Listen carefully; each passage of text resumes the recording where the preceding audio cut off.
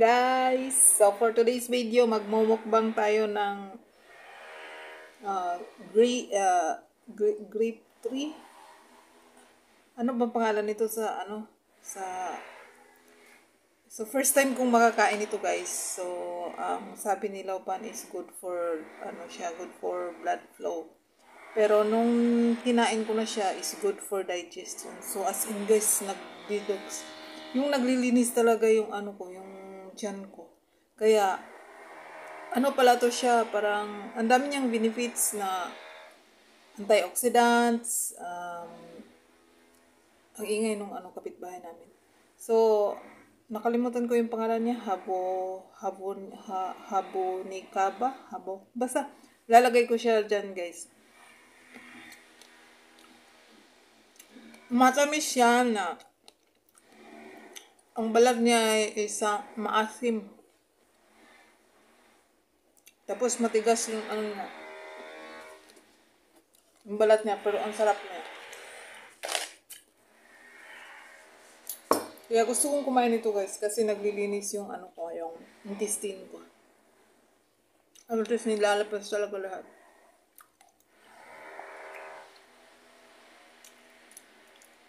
Din pala siya, anti-inflammatory. So, wild, parang siyang wild bro.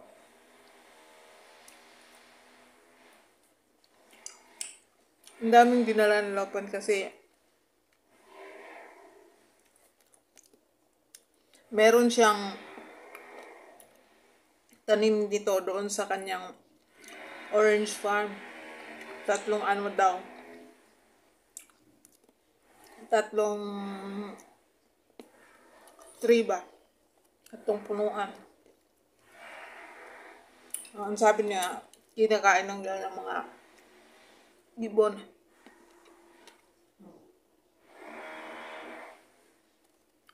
Ang daming benefits nito.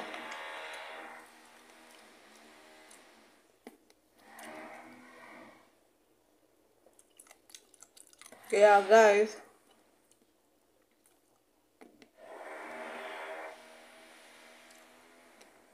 dito lang ako sa Taiwan nakakain ng mga wild fruits. Sa naman kasi sa Taiwan din, iba din yung yung mga prutas doon. It talaga is fresh from the farm.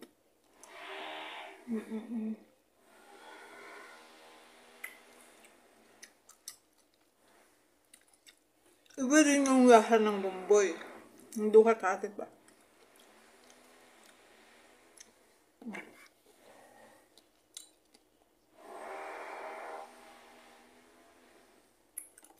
Ano yung isa yan? Ganyan siya.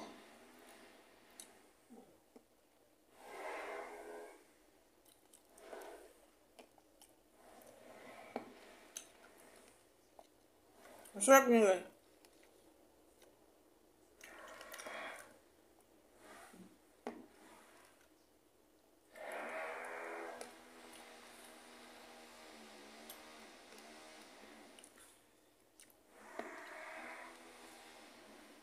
Ang sabi sa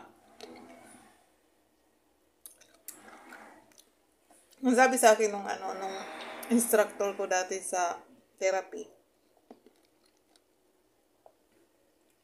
kumain daw ng prutas na naaayon sa season.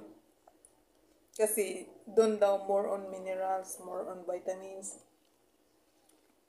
Kaya ito ngayon, season niya. So, kumain tayo nito kasi ito yung marami siyang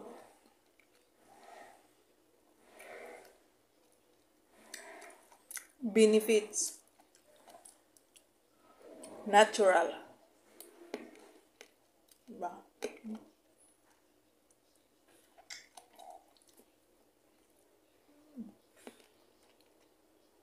Sarap.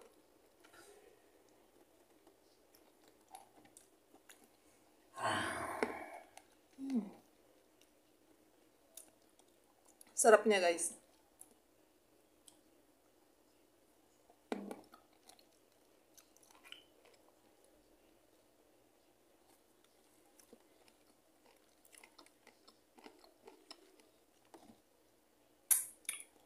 Siyang wild berry.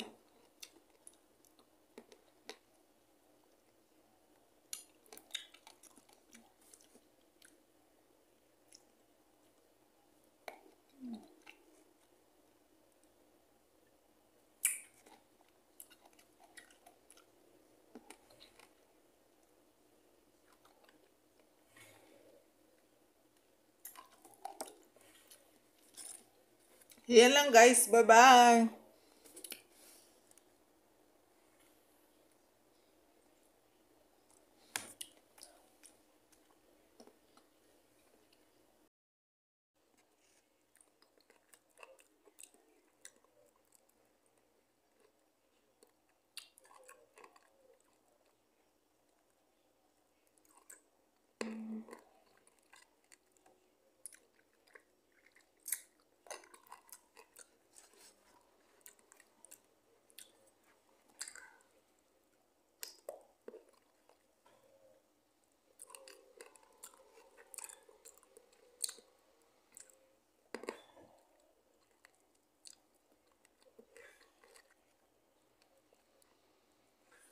Ay, ginagawa din pala siyang wine. Ito, ginagawa nilang wine.